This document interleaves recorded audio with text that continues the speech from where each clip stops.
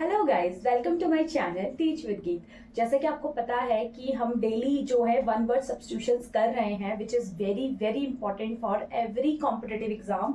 आप चाहे किसी भी फील्ड में एग्जाम दे रहे हैं, चाहे आप यूपीएससी का दे रहे हैं, एसएससी का दे रहे हैं, टीचिंग फील्ड में दे रहे हैं, कोई भी टेट दे रहे हैं, कोई भी रीट दे रहे हैं, डिटर प्रेस भी दे रहे हैं, कोई भी टीचिंग फील्ड में भी दे रहे हैं या अदर एग्जाम्स भी दे रहे हैं, सीजीएल का भी। और तो इन सब में आपने देखा होगा इंग्लिश का जो पोर्शन होता है उसमें ग्रामर पोर्शन होता है, राइट। ग्रामर से रिलेटेड चीजें होती है, जैसे कि एंटोनियम्स होते हैं, सिनोनियम्स होते हैं, वन वर्ड सब्स्टिट्यूशंस होते हैं, फिलिंग द ब्लैंक्स होते हैं, ओके, स्पेलिंग एरर्स होते हैं। तो बहुत सारे ऐसे हमारा आपने देखा होगा, ओके। आपने जो प्रीवियस पेपर्स आपने चेक किए होंगे तो आपको पता होगा इसके बारे में, ओके। तो आज हम वन वर्ड सब्स्टिट्यूशन कर रहे हैं which is very important for your exams. And जो आपने पहले के भी मैंने जो करवाए हैं, विकैबलरीज करवाए हैं, मैंने वन वर्ड सब्स्टिट्यूशंस करवाए हैं, आप उसको जरूर देखिएगा क्योंकि ये आपके लिए बहुत ज़्यादा बेनिफिशियल होने वाला है। ये जितने भी मैंने विकैबलरीज लिए हैं ये कहीं ना कहीं किसी ना किसी एग्जाम में पूछे गए हैं, उससे रिलेटेड ही मैंने ये विकैबलरीज आपके लिए लेकर आई हूँ, ओके। तो आज जो हमारे वन वर्ड सब्स्टिट्यूशन है ये टोटल 30 हो जाएंगे। आज हम 30 कर रहे हैं क्योंकि पहले हमने विकैबलरीज कर लिए थे, अब हम वन वर्ड सब्स्टिट्यूशन कर रहे हैं और ये वन वर्ड सब्स्टिट्यूशन भी आज हमारे 30 हो जाएंगे और आप पहले की वीडियो जरूर देखिएगा। चलिए आज का सेशन स्टार्ट करते हैं।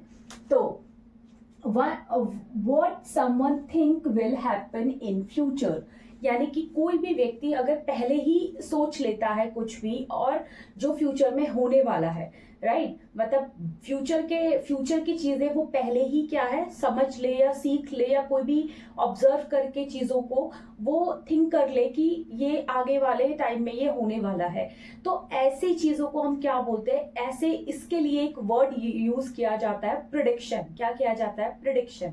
प्रिडिक्शन का मीनिंग होता है जब हम कोई भी ऐसा व्यक्ति जो पहले फ्यूचर में होने वाली चीजों को पहले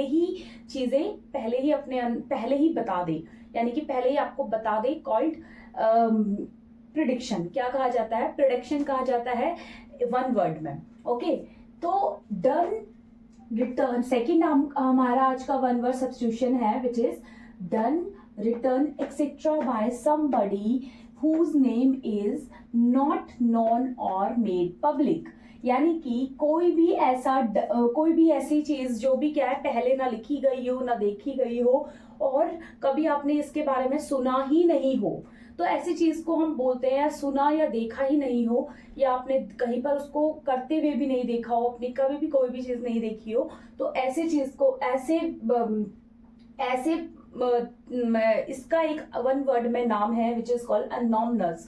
अनोमनस पर्सन, अनोमनस थिंग, अनोमनस, आपने ऐसे बहुत सारे देखे होंगे जब वर्ड यूज होते हैं सेंटेंसेस में जिसमें पूछा जाता है, बोला जाता है अनोमनस पर्सन, अनोमनस थिंग, राइट। तो मतलब कि गुमनाम चीज है, गुमनाम पर्सन है, गुमनाम ऑब्जेक्ट है, तो कुछ भी, तो इसका मतलब होता है अनोमनस। क्या कहा जाता है? अनोमनस, ओके। आज का हमारा थर्ड वर्ड है which is a government run by one.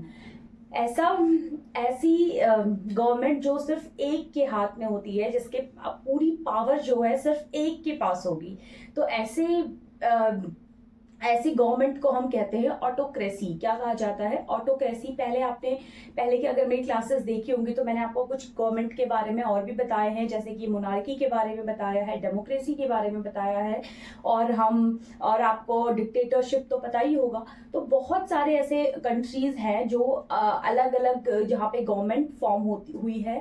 तो जैसे कि हमने डेमोक्रेसी के बारे में बात किया था, मोनार्की के बारे में बात किया था, आज हम ऑटोक्रेसी के बारे में बात कर रहे हैं। तो ऑटोक्रेसी हम ऐसी गवर्नमेंट को बोलते हैं जो एक रन करता है, यानी कि एक के द्वारा चलाई जाने वाली सरकार, एक के द्वारा चलाई जाने वाली गवर्नमेंट को हम बोलते हैं ऑटोक्रेसी। इसके एग्जांपल आप देख सकते हैं, जैसे कि कतर हो गया, कतर सऊदी अरेबिया, यहाँ पर क्या है, एक ही गवर्नमेंट फॉर्म है, एक ही का राज है, एक ही पावर में है, कॉल्ड ऑटोक्रेसी। ये सब ऑटोक्रेसी गवर्नमेंट है, ओके। तो ये हमारा आज का थर्ड वर्ड है। फोर्थ है आज का, a group of stars grounded together.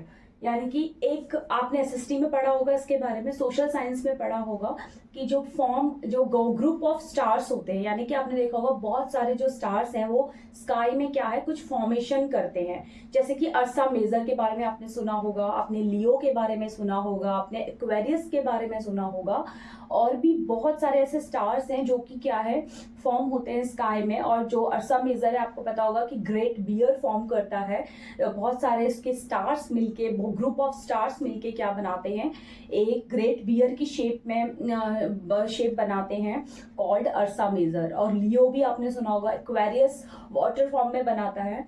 तो ये क्या है, इसको हम बोलते हैं जो ग्रुप ऑफ स्टार्स मिलके जो एक फॉर्मेशन करते हैं कॉल्ड कॉन्स्टिलेशन। क्या कहा जाता है, कॉन्स्टिलेशन कहा जाता है। ऐसे कॉन्स्टिलेशन कहा जाता है जब बहुत सारे ग्रुप ऑफ स्टार्स मिलके कोई एक क्या है अलग अलग तरीके के फॉर्मेशन करते हैं। जैसे कि अर्सा मेजर, मैंने आपको एग्जांपल्स बता दिए, जैसे कि अर्सा मेजर हो गया, लियो हो गया एंड एक्वेरियस हो गया, और भी बहुत सारे एग्जाम्पल्स हैं। ठीक है, तो ये क्या है हमारा, ये क्या है कॉन्स्टिलेशन कहा जाता है